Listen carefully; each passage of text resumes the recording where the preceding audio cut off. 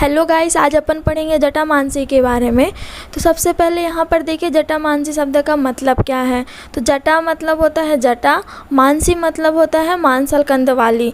तो जटा युक्त मांसल कंद वाली को जटामांसी कहा जाता है। अब देखते हैं कि इसे किस गढ़ में रखा गया है। तो आचार्य चरक के अनुसार संज्ञा स्थापन गढ़ में जटामांसी को रखा गया है। ठीक है, अब इसके बोटेनिकल नेम की बात करते हैं। तो नॉर्डोस्टैकिस जटामांसी, और इसकी जो फैमिली है वेलेरियनेसी फैमिली है इसकी।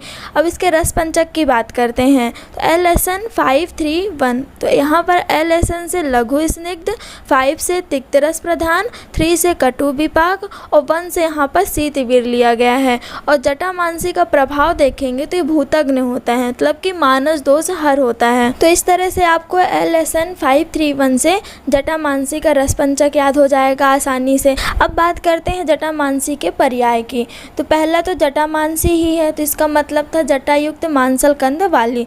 दूसरा है भूत जटा, मतलब कि भूतों के समान जटा, जिसे भूत जटा कहा जाता है। फिर है तपस्विनी, इसका मतलब है जटायुक्त होने से इसे तपस्विनी कहा जाता है। सुलोष्मा, मतलब कि अधिक रोम होने के कारण जटामांसी को सुलोष्मा कहा जाता है। और नलदा, नलदा का मतलब होता है सुगंधित। तो इस तरह से जटामांसी के पर्याय हैं भूत जटा, तपस्विनी, सुलोष्मा और नलदा। तो आपको आसानी से याद हो जाएंगे। अब बात करते हैं जटामांसी का उत्पत्ति स्थान। तो यह हिमालय में पंजाब से लेकर सिक्किम तक तथा भूटान तक इसकी उत्पत्ति होती है। अब केमिकल कंपोजिशन देखिए जटामांसी का। तो पहला है वोलेटाइल ऑयल, दूसरा है जटामांसी, तीसरा है जटामानसून। इस तरह से केमिकल कंपोजिशन है 3 जटामांसी के। अब बात करते हैं इसके स्वरूप की। स्वरूप को आप इमेज में देखिए और अच्छे से समझने की कोशिश करिए। तो यह बहुवर्षीय छुप होता है, जटामांसी जो है वह बहुवर्षीय छुप है। और इसके जो कांड है आप इमेज में देखिए, आपको 4 से 24 इंच लंबी दिख रही होगी। ठीक है, अब इसकी बात करते हैं पत्र के। तो इसमें 2 तरह के पत्र होते हैं, पहला मूली पत्र, दूसरा है कांडीय पत्र। तो जो मूली पत्र होता है वह 6 से 8 इंच लंबे होते हैं और 1 इंच चौड़ा होता है। आप इमेज में देखिए, आपको बहुत अच्छे से समझ में आ रहा होगा।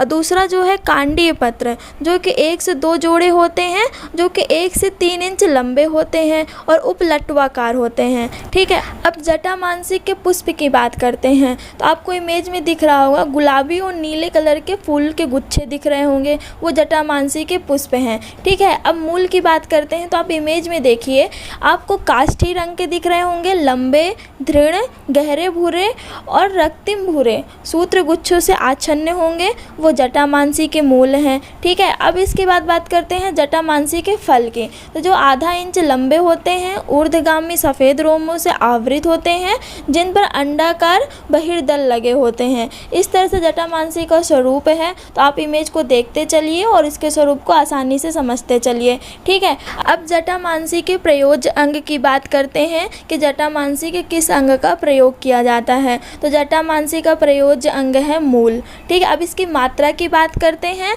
तो 2 से 4 ग्राम मात्रा ली जाती है जटामांसी की। अब विशिष्ट योग की बात करते हैं। तो पहला मांस्यादि क्वाथ, दूसरा है रक्षोग्नि घृत, तीसरा है सर्व औषधि स्नान। इस तरह से इसके 3 विशिष्ट योग है जटामांसी के। ठीक है, अब सबसे आखिरी में जटामांसी के दोष कर्म और आमयिक प्रयोग की बात करते हैं। तो दोष कर्म और आमयिक प्रयोग को अपन एक टेबल फॉर्म में देखेंगे। ठीक है, चलिए देखते हैं। तो जटामांसी जो है वो दोष कर्म में त्रिदोषहर है।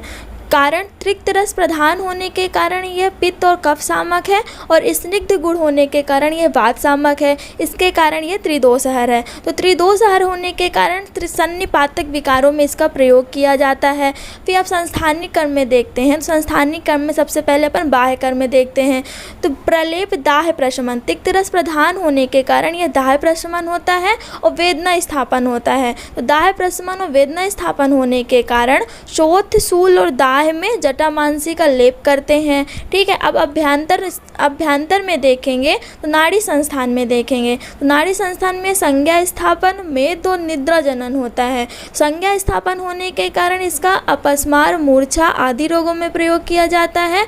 मेद होने से मस्तिष्क दौर्बल्य में प्रयोग किया जाता है और निद्रा जनन होने से अनिद्रा में इसका प्रयोग किया जाता है। ठीक है, अब इसके पाचन संस्थान की बात करते हैं। तो तिक्त रस प्रधान होने के कारण ये दीपन पाचन और अनुलोमन होता है। दीपन पाचन अनुलोमन होने के कारण अग्निमांद, अनाह, उदरशूल आदि रोगों में इसका प्रयोग किया जाता है। अब रक्त वह संस्थान में देखते हैं तो यह हृदय नियामक होता है और रक्त भार को कम करने वाला होता है। तो हृदय नियामक होने के कारण हृदय की अनियमितता में इसका प्रयोग किया जाता है। ब्लड प्रेशर कम करने के कारण इसका रक्त भार अधिक में प्रयोग किया जाता है और रक्त भार अधिक में जटामांसी एक उत्तम औषधि है।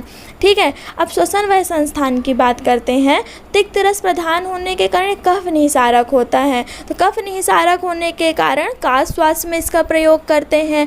अब मूत्र वह संस्थान देखिए तो यह वृक्कों को उत्तेजित करता है, मतलब कि मूत्र अधिक निकालता है, तो इसका मूत्रकृच्छ व वस्ति शोथ में इसका प्रयोग किया जाता है। अब प्रजनन वह संस्थान की बात करते हैं तो यह बाजीकरण और आर्तव जनन है। तो बाजीकरण होने से क्लैव में प्रयोग किया जाता है और आर्तव जनन होने से रजह कृच्छ में लाभकर होता है। ठीक है, अब त्वचा में बात करते हैं तो ये तिक्त रस प्रधान होने के कारण कुष्ठग्न होता है, श्वेत जनन होता है।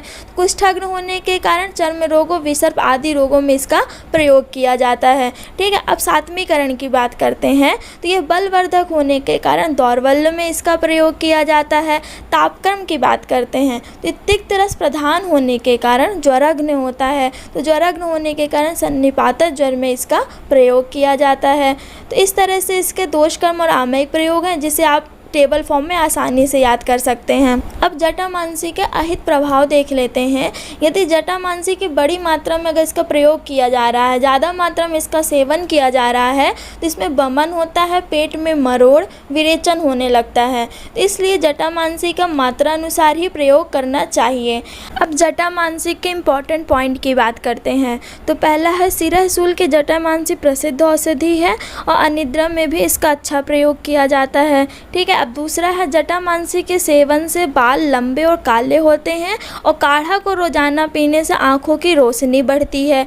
तीसरा है त्वचा रोग यानी कि सोरियासिस में भी इसका लेप करने से लाभ मिलता है। ठीक है, चौथा है मस्तिष्क और नाड़ियों के रोगों के लिए यह जटामांसी रामबाण औषधि है।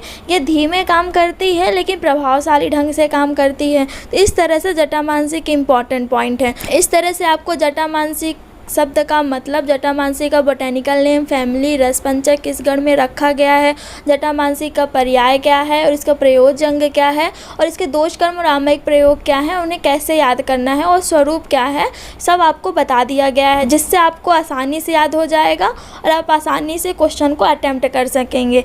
गाइस, अगर आपको हमारी वीडियो पसंद आई हो तो please like, share and subscribe our YouTube channel ayurvedic formulation. Thank you for listening.